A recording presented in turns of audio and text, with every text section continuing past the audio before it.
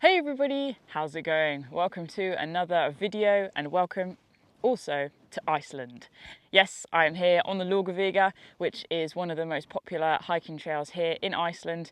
I've just come down out of the caldera. I'm on day 2 and basically I've got some time to kill, so I thought why not shoot live on the trail the kit that I'm actually using for this hike.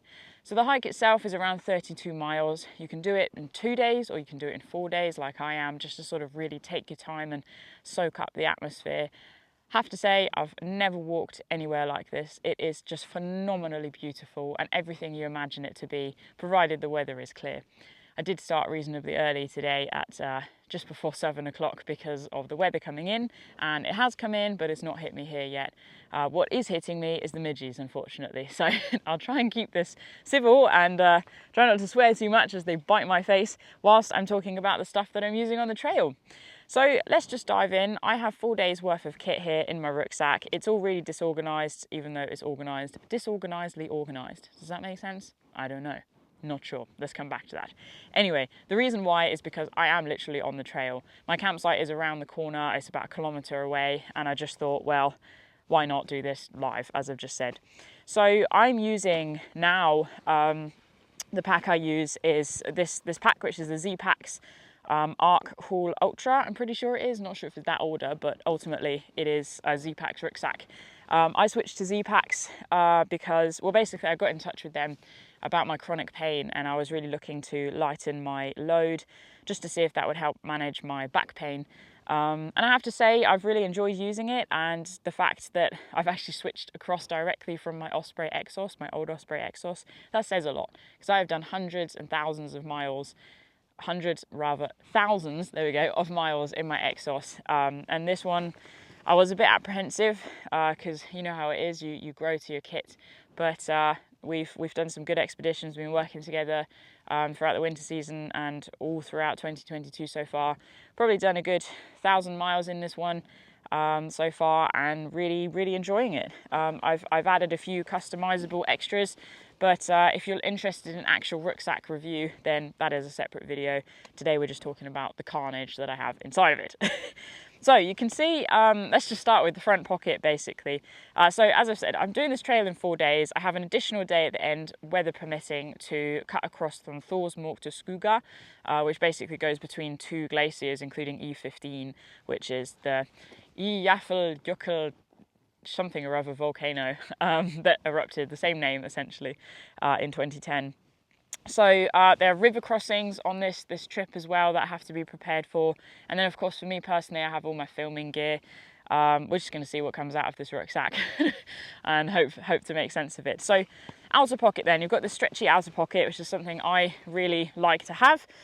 Just means you can get stuff in and out nice and easy. So the first thing I've got is my Crocs, which I actually bought in Denmark whilst I was walking around Bornholm.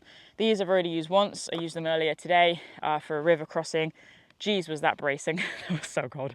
But they're going to come in handy. Tomorrow there's 3 river crossings, I think, and then we'll just see where I end up. It was also kind of funny coming out of the river, then onto snow in my Crocs. I was like, oh, I'm in my Crocs on the snow. Next thing I've got is my collapsible trekking pole. This is a Terra Nova one. Unfortunately, the button isn't popping out, so it's actually not usable. It's dead weight. I'm going to have to replace that one. I didn't expect that to happen, but I'm a firm user or thorough user of Terra Nova, and I really do like the collapsible walking pole situation. This one's not carbon fibre, I don't think, so it's just that bit more robust. And for me, I do chuck stuff about and I do a lot of miles, so I'd rather carry the extra weight and know that my kit is sound than carry less weight and have a chance of it breaking. Although that broke, so that's completely irrelevant. Ignore me. Right, what else have we got? I've got my waterproof cover. I've literally just taken that off. Sorry Z-Packs, but I do just use my Osprey one. What I really like about the Osprey covers is they clip around the back. So they come around the back and essentially I guess they clip around the front. Oh gosh, this is the front, this is the back. They clip on, so they don't blow off. There we go. So that's that. I have a random cup of soup that I bought from the hut yesterday. And then I've got my sort of warm things. I have, obviously, spend more time in the wild buff. Make sure you pick one of those up. There's orange and there's green. I have my black yak attack hat. So this is a hand knitted yak wool hat Black Yak is the brand. Spent ages choosing one very specifically with Anna when I was speaking at the National Outdoor Expo in Birmingham this year. And I like this hat, it's a good hat. And then in here, the super bright one, I also just have a pair of gloves. These are the Rab gloves. I don't actually know the specifics of them. Size small, not very helpful for you guys. And then also, everywhere I go, I've always got fingerless gloves. I never have a matching pair, so the grip is on the back on these ones. But that's essentially all I've got for my extra layering there in terms of the extremities, hat and head, or hat and fingers rather. I have a towel. For some reason I can't find the stuff sack, but that's the Sea to Summit one, nice and small. I think that's the medium. This is where I'm just keeping all my random plastic bags because if it rains, I just want to be able to chuck my camera in as many plastic bags as possible. I've got some ankle gaiters. Those have come in handy with the snow. Well, in the past, I haven't actually bothered on this trip yet, and there's been a fair amount of snow to cross. I've got my toilet kit, which is just literally a whole collection of serviettes from cafes, so hand gel and some dog bags so that I can leave no trace. That's one of my tissues running away. Hang on. There we go. Kneeling on this rock is a little bit uncomfortable. Things you do for a good film. And then what have we got? We've got some insect bite stuff that I picked up in Denmark. Just because I'm constantly getting bitten, and I expected if it was going to get warm-ish here that there would be mosquitoes, and they're biting me now, so I will need to use that after this film. Next, I'm going to leave that in there. That's just a couple of things I've collected from Reykjavik. I have my water filter. I don't really need this on this trail because the water is pretty pure, so long as you're not drinking from the boiling hot, sulfuring, exploding rivers, that's fine. But I actually like to carry this for extra capacity. If I find myself on a long day or really dehydrated or whatever, I can just carry an extra litre. So this is the Catadine Be Free. Again, I've been using this all of this year. I really, really like it. It's full of ash right now. That's not great, is it? Never mind. So that's that. And then I have another Sea to Summit Airlight towel, and that's just there, again, to dry my feet after river crossings. And other than that bag there, which just has my collectibles in, there's nothing else in the front pocket. Coming to the base, I'm not going to take this off. I'm just going to explain what this green blob is. This is the Terra Nova Southern Cross 1 tent. So here in Iceland, you can expect 4 seasons in one day, and so you need a 4-season tent. The other thing to be prepared for is having a freestanding tent as opposed to a tunnel design. I haven't actually seen any tunnel design tents so far. And the reason why is basically because quite often the ground is really hard, so it's difficult to get pegs in. I've brought a selection of pegs. I've bought some standard alloy sort of stake pegs, and I've bought some V-shaped pegs as well, just to really maximise being able to support and stabilise my tent in the weather conditions essentially that come up. These mosquitoes are really annoying me. Coming to the side, this side is empty, side pocket, because that's where I keep my tripod, currently filming on that. And then this side here, this top swingy net bag is an addition that I bought for the rucksack. This is where I have my food, currently some really mushed bananas that I'm going to eat later, and my rubbish, because you've got to pack out your rubbish on this trail. And then I have a water bottle. I'm using an 850 smart water bottle currently, and then I've got my titanium mug in here, as you can see. That's done a lot of trips with me, that one has. It's not quite circular anymore, shall we say. So that's my mug. And then another thing you can get with these rucksacks is the hip belt. You have to buy that separately, and the hip belt pockets again separately. The whole point in buying it separately is not to make money, it's to actually build a rucksack that you're going to use and minimise excess weight that you don't need. For me, I use all of these things, so that's why I have them. My left hip belt pocket, I keep my extra lens. I'm constantly swapping and changing lens from focused, like zoomed in, to wide angle. And then this other one on my right, it's got my compass, it's got some sort of lip balm, heat rub, that sort of thing, just little nifty things that I only need every so often. And then if we bring the rucksack round, I don't actually know how much this thing weighs. I'm probably guessing around 14, 15 kg. I have 4 days worth of food, 6 days worth of food in here actually. I've cut my trip to 5 days because I found out I can't camp somewhere, so I have to do 2 days in one. But yeah, 6 days worth of food in here. And that is the weight with water and with all my extra camera gear, which probably it comes to a good 4-5 kilograms. I'm not exaggerating, it's heavy stuff, but I don't compromise for creating a film because that's my job. So I've got my little strap, we'll unstrap that, we'll clip this. This is a rolled down topped rucksack, Velcro. So straight away, first thing we've got some Berghaus, no, they're not, I swapped some Rab waterproof trousers. There we go. I've moved away from Berghaus simply because they just weren't maintaining their waterproofing and the Rab ones were out and they're lighter, so yay. Also, you know you've been hiking for a long time when you started hiking and it was really difficult to find waterproof trousers with a full length or 3/4 length zip, and now pretty much everybody does it because everyone understands the logic of it. So that's great. So Rab waterproof trousers. Next, I decided to bring my mountain equipment Lahotzi jacket. This is the second of this one I've had. It's just really good. I really enjoy it as a product. I like the color. I like the pocket system. I did debate bringing my Paramo. What's the Paramo? It's Paramo jacket, waterproof, because I wasn't sure how warm or cold I'd be, but I've been much warmer than I expected, despite the fact that I'm surrounded by snow. Not that I think you can see any in the shot, but there's a lot of snow around me. Next up, again, I've got my Patagonia Neo, what is it? Patagonia Nano Puff, that's the one. This has done every long distance hike with me since I started in 2018 and it's still going strong. Love that jacket, so that's come with me. Then I have my Nalgene bottle, 1 litre. Normally, again, I filter into this, collecting my stickers. Also, I've carried this the whole day and I haven't drunk it, which is not good. So Nalgene bottle, that's 1 litre. So as you can see, I've got 1 litre, 850 and 1 litre. So technically I can carry nearly 3 litres on me if I need to. And for somebody that drinks a lot, that's my system. I know a lot of people, 1 litre is enough for the day, but it's not for me. On an average non-moving day, I can drink around 4 litres. So when I'm moving, I need to drink, apart from today, because that hasn't happened apparently. This is my camera bag, in terms of literally all my spare chargers, power banks, batteries, that sort of thing. I won't bore you with the detail, but let's just say that there is probably a good 2.5 kilograms. That's by far the heaviest thing in my rucksack. So that's that. We'll hand that one carefully.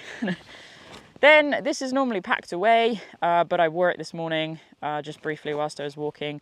This is a mountain equipment pull-on fleece jacket thing.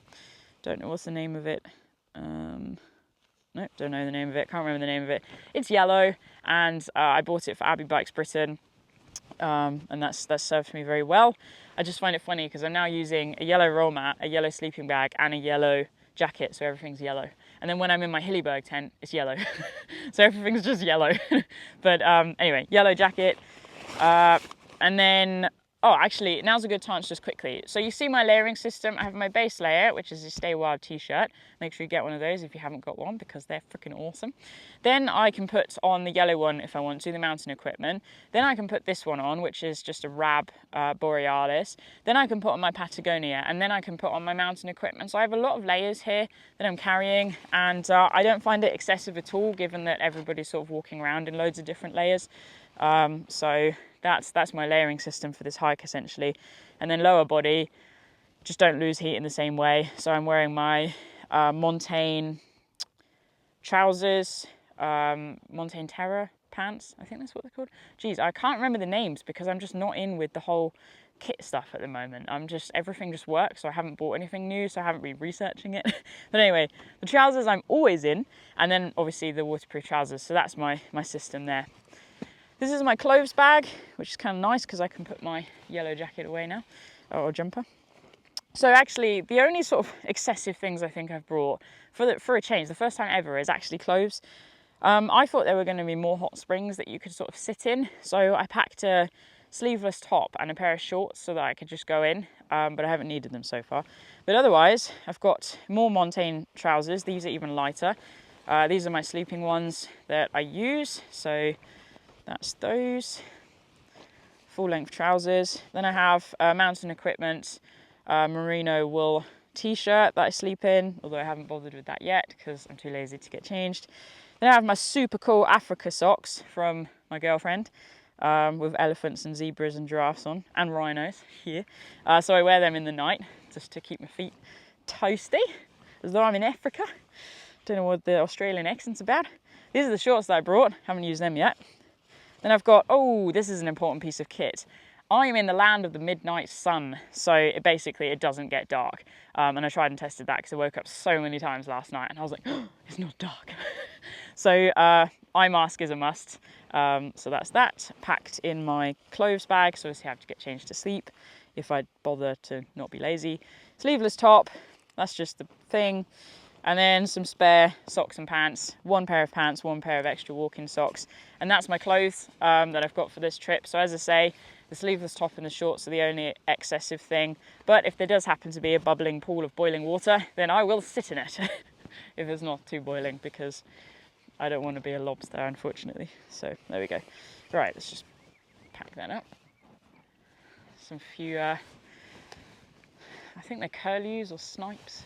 Anyway, wader birds. There's a lake behind me, and it's kind of nice because I've just been up in the mountains for the last day and a half, and we've dropped down into Middle Earth, as it looked like, and suddenly there's flowers and birds, and it's really nice. Okay, up next, mappage. So I have 2 maps for the Laugavegur. Let's just say that the UK is just fantastic for mapping. Everywhere else really needs to up their game. I really struggled to find some maps for this hike. Couldn't get any online in the UK. Maybe I was just being useless, but just couldn't. Thankfully, there are a few places in Reykjavik where you could get the map. I picked up this one. This is the Skirkort 4 map. The Landmannalaugar, basically, and Thorsmork and Fallabak. Jeez. This map, picked that one up. That's 1 to 100 and 1 to 50. And then I've got this one, which is, I picked up the BSI station. There's a little outdoor shop there. Again, that's 1 to 50. Personally, I'm not finding them very helpful for navigation, but thankfully I haven't needed them. I'm just really, really, really keeping everything crossed. I don't actually have to rely on them because they're just too big a scale to really be very useful, especially in an unfamiliar landscape. This is my bits and bobs wallet. It's just, you know, passport, all that shebang, tickets. This is the book I actually brought with me. The Cicerone guidebook was really helpful to a degree. I just took a picture of the pages because there's an Iceland book, and then the Laugavegur is like 4 or 5 pages, so I just took some pictures rather than carrying this massive Bible with me. And then I've got this, the Laugavegur Trail, a hiking companion to Iceland's famous trek by Brian Zimmer. When was this published? Essentially, he's a geologist and he talks about his hike as a geologist, and I quite like that because it's helping me learn. And 2014 this was published, and yeah, it's just a nice little companion to have with me to make some notes for sort of presenting and talking about. Just act like I know what I'm talking about. Okay, coming up. This is not, as I say, packed in the usual fashion. I just didn't want to get out of my sleeping bag this morning. This is my Thermarest Neo Air. Again, I officially choose comfort over lightweight these days because I know I'm strong and I'm capable. So this is actually a wide version as opposed to a regular, gifted by a friend. And for me, again, with my back pain, it's just been completely game-changing. I can roll over and move, and I sleep so much better. And when you're doing tens, if not hundreds of nights under the stars in an average season shooting films and stuff, it's just really nice to have that. So that's my sleeping mat. As you can see, I don't bother to pack it in anything. Everything just slots in. I've got a wash kit, which I'm just going to try and keep private because it's see-through, but you can see the toothpaste and the toothbrush. There we go, get that out of the way. Oh. Right, next, I have a sleeping pillow. This one's from, well, what's the store called? There's a great store in Munich. Globetrotters, that's the one, massive store, and they had this really nice, super comfortable and smooth blow-up pillow, so that's been quite revolutionary in my life. It's a cocoon travel pillow, 1 puff and it's all blowed up. So there we go, that's that. Stuff it away now. La, la, la. Also, I'm just wondering why, like, nobody else has walked past me yet. Like, I know I was one of the first people to step out from camp this morning, but there's nobody. Just in the middle of Iceland, all alone. There's just a campsite behind me. Okay, next. In this shebang of a case bag thing, you can probably hear, I've got my stove. So I'm actually carrying spare gas. I've got a jet boil gas, and I've got one of the, what are they? Performance gases. I'm not going to get that out, just because it's so sooty everywhere and ashy that it's actually really hard to keep it out of your cook system. So I've got that. It's a Soto River pot and then a Soto Windmaster stove, just basically the same as I use everywhere. Next up is my food bag. This is probably the second heaviest thing in here. So this now has 5 days worth of food. My spork, which has Bornholm engraved onto the back of it from a good mate of mine. I just a couple of weeks ago got back from walking around Bornholm, and he lives there. It's an island south of Sweden, owned by Denmark. Absolutely stunning. Highly recommend that walk.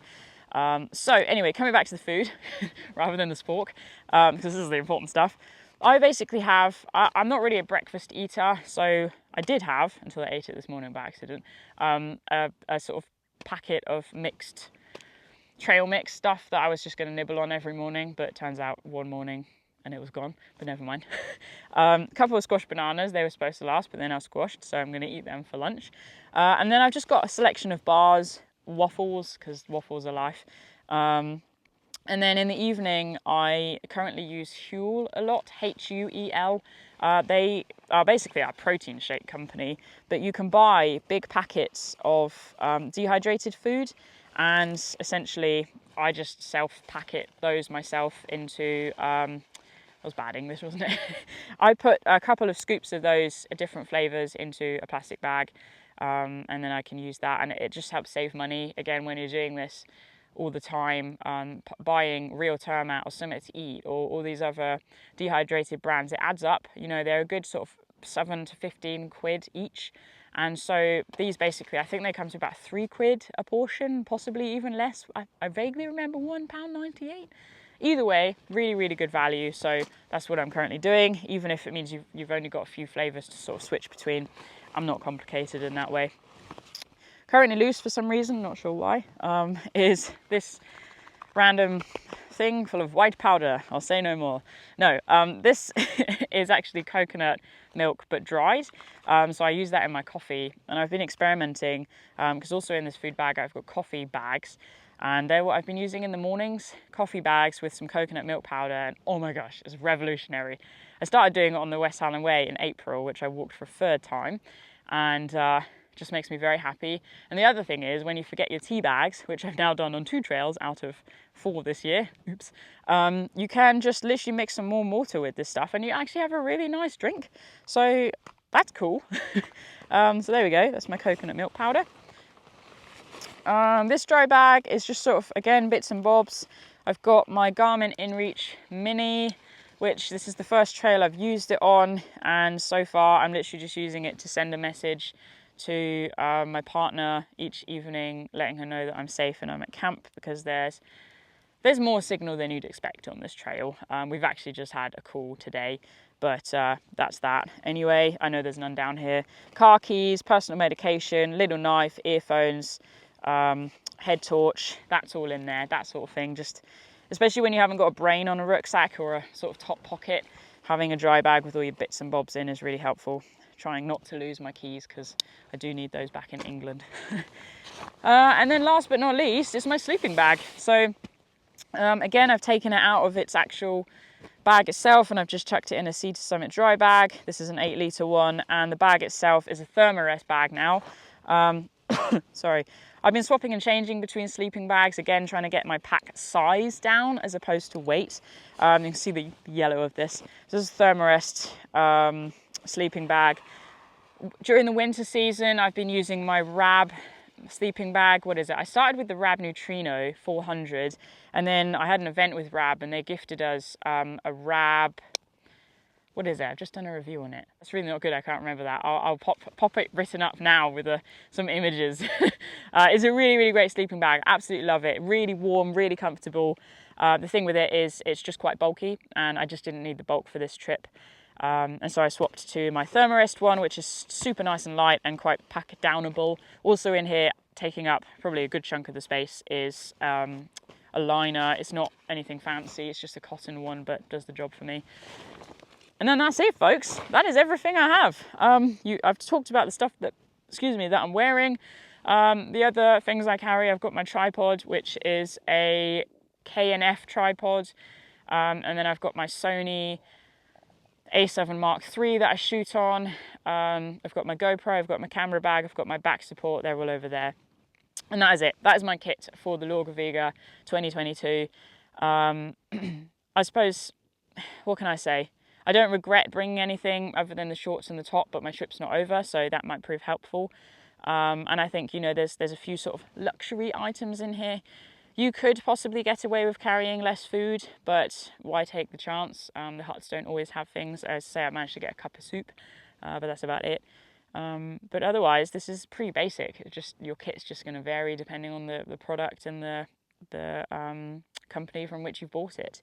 So I hope this has been helpful and just given you an insight into the fact that, I haven't gone crazy in terms of, I have to have wool this and wool that and all these different extra things because I'm hiking in a Arctic-like environment. It's just not true. And I think, before you commit yourself to something like this, which really could be potentially quite a dangerous trail, you do have to cross bubbling rivers of boiling water, and you do have to cross snow, and you do potentially have to navigate through mist and low-lying clouds. Get out and do some other trails. Get familiar with your kit. This is not a trail where you want to be learning to use things new and afresh. So that's the only takeaway I'd really suggest there from this video. But as I say, I hope it's been helpful and insightful. It's really hard to not just fill my rucksack with all the rocks because there's so many cool rocks. Yesterday was like loads of obsidian, and today we're around more sort of lava that's got more air pockets and stuff in it. And it's just so fascinating. But yeah, let me know what adventures you guys are up to in the meantime. And if you have any questions, pop it in a comment below. Or message me on my socials. I'm not super fast at replying, but I just want to say I really appreciate you being here. I am on a mission to create an archive of films around the world to inspire and empower people to get outside for mental and physical health. Not all disabilities are visible. I have two. I struggle with mental illness and I struggle with chronic pain. You can't see those, but one can be very resilient and learn a lot about oneself when you come out to places like this. And despite having hiked all over the world, I feel changed already on day 2, or by day 2, on the Laugavegur here in Iceland. And I hope you enjoy the film. If it's out now or if it's out soon. I don't know when I'm going to be uploading this. But enjoy the film and look after yourself, guys. Thank you for watching. Don't forget to pick up your Stay Wild buff, your Stay Wild t-shirt, and it all goes 100% into the project to help create content and see people get outside. If you'd like to join one of my wild walks as well, head onto the website, spend more time in the wild.co.uk, and you can come hike with me. That'd be super cool. We've also got some navigation courses and some rope work stuff as well. Plenty more in the pipeline. All right, finally, I'll shut up. Thank you guys, look after yourself, and of course, stay wild. I'll see you soon. Bye.